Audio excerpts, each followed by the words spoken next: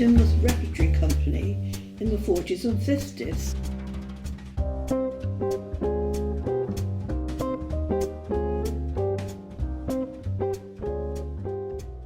Which folded in the era when television started. People got their square box in the corner and sat and watched it. They didn't go out to do themselves. But there was a gentleman in Teignmouth, Charles Simpson, who ran the laundry. And he decided that he wanted to start up the repertory company again. He put an advertisement in the local weekly paper, the Teignmouth Gazette, and asked for volunteers to go and attend a meeting in a little cafe, which was in those days in 4th Street. This would have been approximately 1961. So I went along, having been interested in amateur drama when I lived in Coventry. And there was about 12 people there, 10 or 12 people. We had a discussion, obviously, and it was decided that, yes, we would like to form another amateur dramatic society. And it went on from there. We started to meet once a week. The people who ran the Strathern Hotel in Midden Park Road were part of the group, and so we used to meet in their hotel. And then gradually we got more people. Another one of the people there was John Head, who in those days ran the Bearscroft Hotel on the seafront, and he had been very, very involved in drama all his life. So he immediately, not exactly took charge, but John was always there. And having the hotel on the seafront, we started to meet there. We met once a week, we read a play, we started to have a raffle because we knew we needed money. The raffle, £1 a week each. The winner bought the prize the next week. What was the prize? 6 eggs. A sponge cake someone had made. It was just to get money in. And gradually, obviously, we did. We got more people. In the end, I suppose we got round about 20 people. So time was going on. And John Head said, if we're going to do this, we're going to really do it. We don't want to sit and read plays, we want to act, we want to direct, we want to put on a play. So the enthusiasm gathered, and John, as I say, he did really get to be the man in charge, organised the play. And what was it? The old favourite, J.B. Priestley's When We Are Married. Now this play, if you know it, has a very large cast. As well as a cast, you need backstagers, you need prompts, you need lighting, you need this, that and everything. But I don't know how we did it, but we did. We put the play on in May 1964, and it was a resounding success.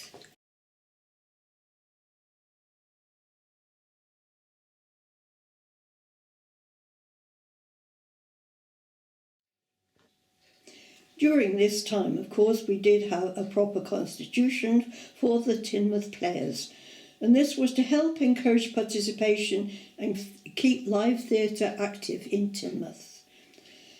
After When We Are Married, we were full of enthusiasm, obviously, and we followed that on with the production of The Happiest Days of Your Life. I think that was in September. This was also followed in the same year, in November, by Saloon Bar. Then we followed on. We were now, 1965, 66 now. 3 productions each year. Enthusiasm was brilliant. We had such fun. We thoroughly enjoyed ourselves. In 1967, the council decided to upgrade the Den Pavilion and renamed it the Carlton Theatre. This was opened in May by the Teignmouth Players, of course, playing on Monday next. We had rather an argument then during that production. One of our members, Peter Prince, played the producer of the play and had to enter the auditorium. During one of the performances, a member of the audience got up and argued with him the fact that he didn't like the play. He didn't think it should have been on at all, but Peter managed to calm him down and the production carried on. We do have these things happen every now and then, and a far greater controversy arose when we had the production of Who's Afraid of Virginia Woolf in 1968. This play is an American play and is about a university professor and his wife and two younger students, an evening's dinner party, which erupts into arguments, drunken behaviour, and everything else you can think of. But there are two scripts of Who's Afraid of Virginia Woolf, and we did the one that you shouldn't play. Newspaper cuttings, Arthur Bladen, who was then the chairman of the council, was up in arms about it. Letters were equal on both sides of the argument. But the Northcote Theatre also played the play a little while later, and we were all invited to their full-scale dress rehearsal, and we all went and saw that. So that was another argument. Another one was a race relations one, when we played the Agatha Christie play, whose title I can't now mention. We played that, and we played it with its original title, and we had a letter from the Race Relations Committee giving us permission to do so. I remember it well because I was the director. Wow. Next milestone, first pantomime. Aladdin, January 1969. Aladdin.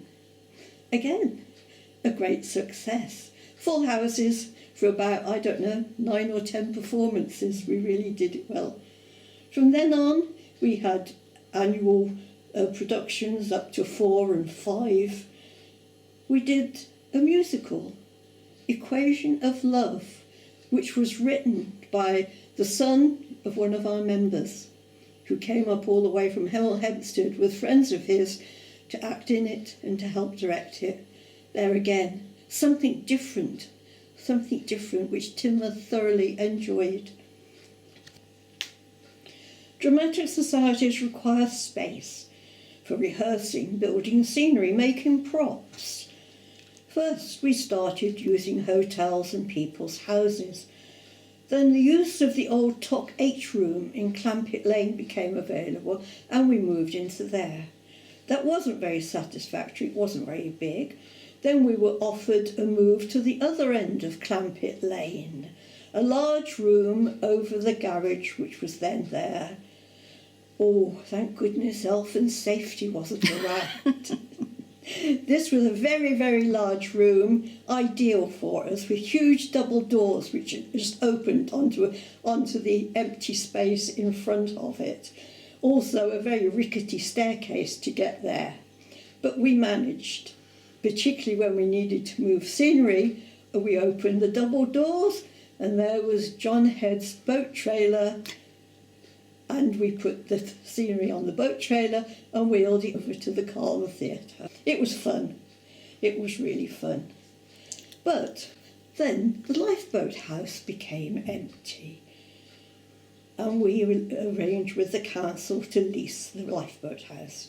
We had a large area with a kitchen and large double doors at ground level. John Hurd's trailer came into use again. The council then decided not to renew the lease. They needed the building for the builders who were about to build the Morgan Giles flats. We argued. We didn't get anywhere. But as I was treasurer at the time, I continued to pay the rent, so they couldn't turn us out.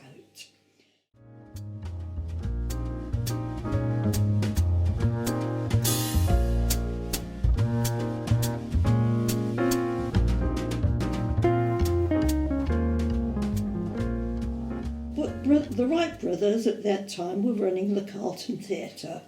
They didn't want to continue with it, so we started negotiations with the council for us to take over their lease and move into the theatre. It was a lot of hard work. We had to raise money. The council in the end did agree to give us a loan, which we paid back very, very quickly. 1st of April 1985, we moved into the Carlton Theatre.